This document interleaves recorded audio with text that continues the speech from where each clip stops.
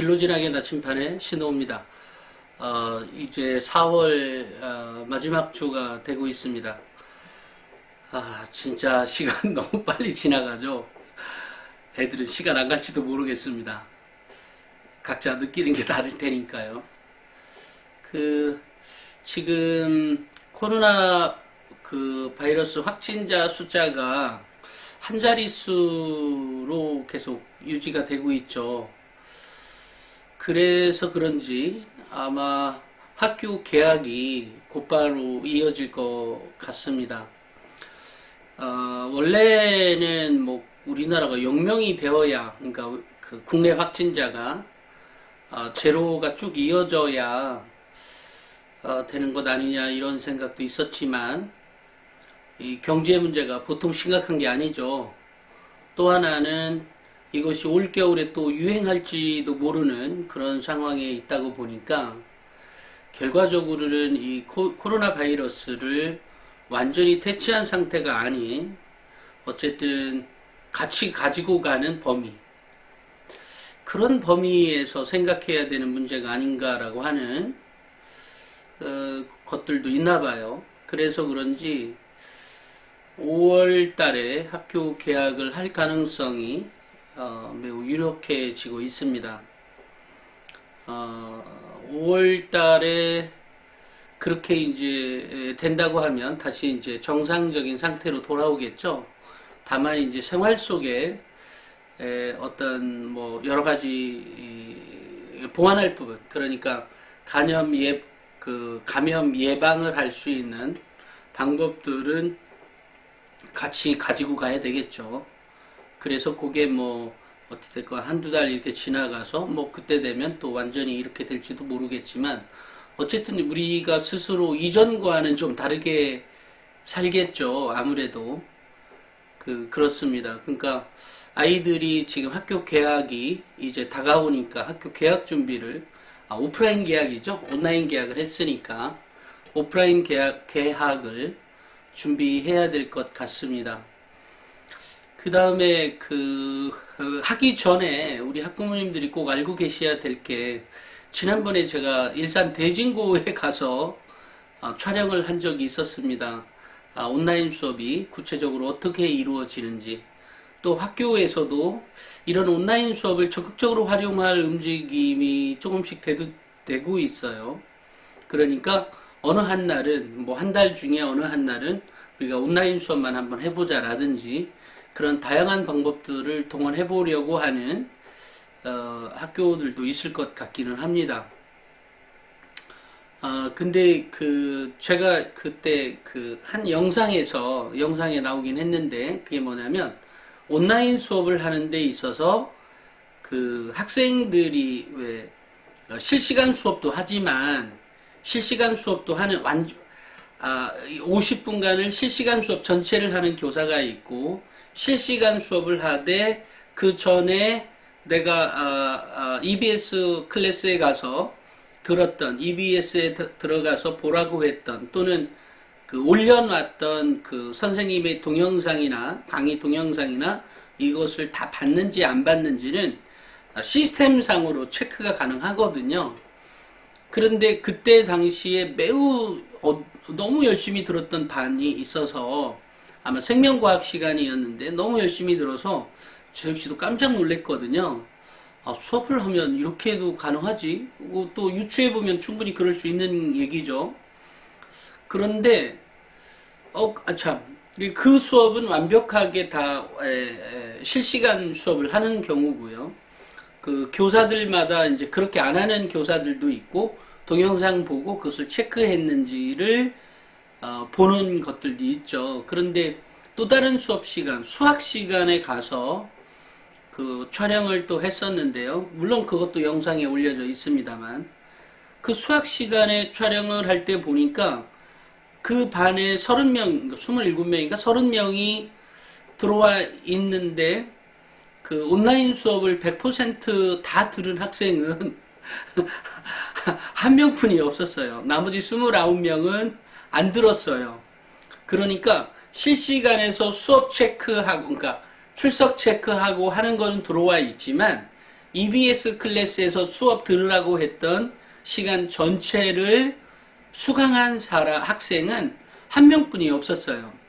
나머지 학생들은 안 들은 애들 잔뜩 있어요. 그러니까 그러면 이게 이런 문제가 되는 거죠. 물론 그 수업은 그 교육청 지침상 일주일 단위로 수업 체크, 그 출석 체크가 되는 모양이에요. 일주일에 뭐 4시간이면 4시간 수업을 다 들은 애들은 일주일 있다가 보다가 얘는 다 왔네 하고 출석 체크가 끝나고, 그러니까 아이들도 아직 일주일이 다 안 된 상태에서 촬영을 한 거기 때문에 2학년 아이들이요, 3학년 말고 2학년 아이들을 그렇게 한 거기 때문에 아마 아이들도 뭐 일주일 내내 다 들으면 되지, 뭐 주말에 뭐 다 들을 거야, 뭐 이렇게 생각하고 안 들은 아이들도 있나 봐요. 그러니까 이제 그게 무슨 얘기가 되는 거냐면, 분명히 수업 시간을 한 3, 4시간 정도뿐이 안 지났을 테니까 수업 양은 그렇게 많지 않은 거죠. 근데 아이들은 안 들었습니다.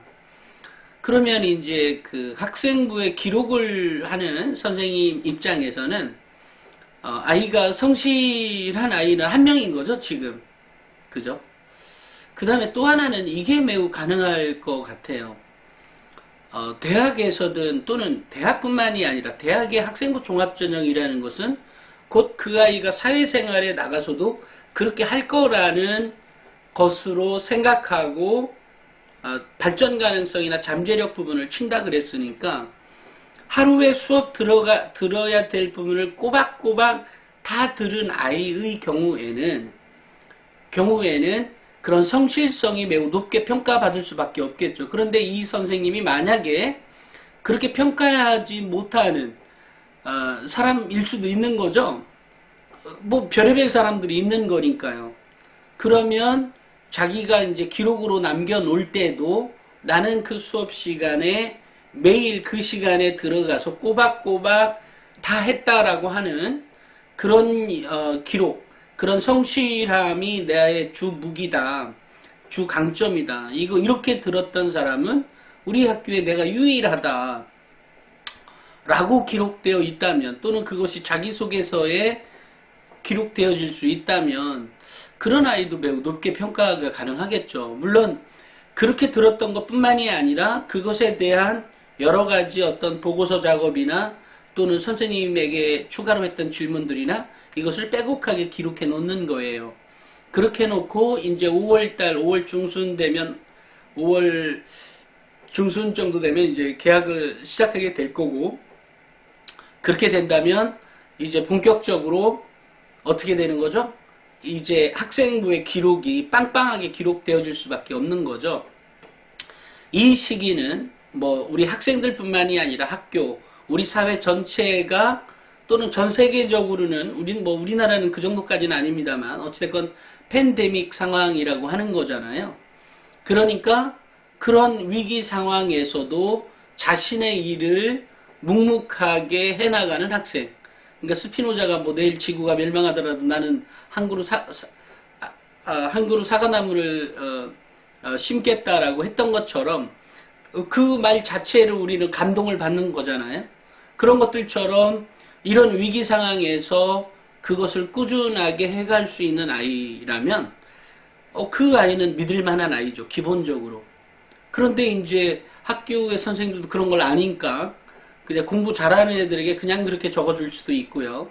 그럴 수도 있겠죠. 실제로 다 들었다면 뭐 그렇게 안 들었다고 해도 뭐 그렇게 써놓을 수는 있겠습니다. 하지만 여기서 제가 말씀드리고 싶은 것은 그런 아이를 찾아보기가 어렵다, 일반적으로. 그런데 우리가 회사 생활을 하거나 또는 연구원 생활을 하든, 그게 뭐 과학계든 뭐 경영학이든 뭐가 됐든 모든 학과에 들어가서 그런 학과에 그런 성향의 학생이 있다면 그 사회는 좀 더 발전할 수 있죠. 발전 가능성이 있는 거죠, 그 사회가. 그죠? 잠재력이 있는 겁니다. 마찬가지로 그 학생의 평가 역시 그렇게 달라질 수 있는 거죠. 그리고 그것에 대한 내가 어떤 힘든 상황에서도 그것을 꾸준하게 하기 위해서 노력을 했다든지, 이것이 나의 어떤 역량을 내가 갈고 닦기 위해서 일부러 나를 시험대에 옮겨놓고 아무도 안 보지만 나 스스로 해내고 있었다는 거, 이건 역시 자기주도성인 거죠. 이런 것들을 꼼꼼하게 기록해 놓는 거죠. 도대체 내가 이것을 매일 들음으로써 어떤 영향이 길러졌느냐, 나에게. 이런 것들이죠. 그 다음에 선생님의 지시 없어도 내가 어떤 연구자를 더 많이 찾아보고 어떤 도서를 어떻게 했으며 선생님에게 내가 이럴 때 어떤 책을 더 많이 봐야 했는지 질문했는지에 대한 이런 것들이 매우 중요한 거죠. 그렇습니다. 그래서 제가 뭐 학생부를 이렇게 쳐다보면요,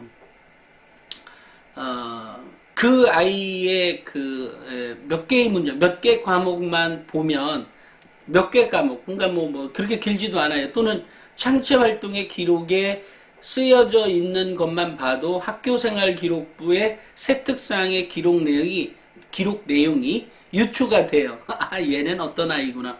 얘 봐라. 이렇게 쳐다보게 되는데, 요때의 가장 기본적인 거의 차이는 선생님들의 기록의 유무, 기록을 잘했다 못해줬다의 문제 이전에 이 아이가 갖고 있는 특성이나 이런 것들이 그냥 고스란히 드러나게 되죠. 그때 이게 합격자와 불합격자를 이 차이를 보면 기본적으로 종이 한 장 차이도 안 되는, 정말 이게 이런 얘기 해도 되는지 모르겠네. 한 끗 차이라는 거 있잖아요. 정말로 한 끗 차이. 그게 한 끗 차이가 어디서 나오지? 카드에 나오나? 고스톱에 나오나? 어찌됐건 그런 한 끗 차이에 지나지 않아요. 합격자와 불합격자의 사이에.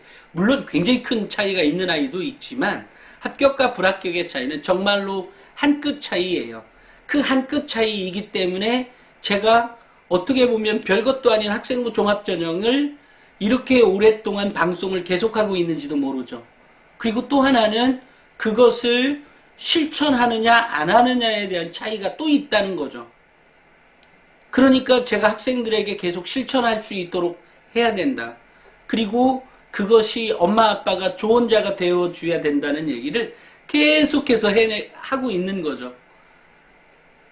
또는 어떨 때는 이제 그런 말들이 우리 학부모님들에게 용기와 희망을 주는 말일 수도 있고요. 또는 우리 학생들에게도 그럴 수 있겠죠. 합격자와 불합격 차이는 정말로 요만큼의 차이뿐이 안 나요. 그래서 뭐라고 하죠? 그래서 제가 이게 대학마다 사실은 틀린데요. 서울대, 연대, 고대, 한양대, 중앙대, 서강대, 이렇게 대학이 있잖아요. 많아요. 그죠? 동국대도 있고, 광운대도 있고, 별의별 대학, 가천대도 있고, 별의별 대학들이 많아요. 이 대학에서 서울대학교 원서를, 서울대학교의 학생부의 기록, 성적 빼고요. 성적 빼고. 우리 학부모님들이 왜 성적을 얘기 많이 하시잖아요. 성적을 빼고, 성적이 정말로 얘가 6등급, 7등급 이 정도에 있다고 하고, 거기에 기록되어 있는 학생부 기록을 가천대나 중앙대나 또는 그 밑에 대학들 있잖아. 서울대의 밑에 대학. 물론 연고대는 살짝 불안하기도 하고 상위 5개 대학은 살짝 불안하기도 합니다만, 그 밑에 있는 대학에 똑같이 갖다 주면, 보통 2, 3등급이 합격하는 대학에 갖다 준다고 하면, 서울대학교의 학생부의 기록에 있는 아이 거를 그러면 이제 내신 빼고요. 내신 한 6, 7등급으로 통일합시다. 다 국영수탄. 그런데 세특사항만큼은 서울대처럼 써져 있다고 가정해봐요. 걔가 합격할 것 같아요? 떨어질 것 같아요? 무조건 붙습니다. 무조건. 꼬리가 안 돼요. 그런데 대학은 이건 찾아보겠죠. 이 아이의 내신 성적 이렇게 부족한 이유는 어디에서 기인했을까에 대한 생각을 해보겠죠.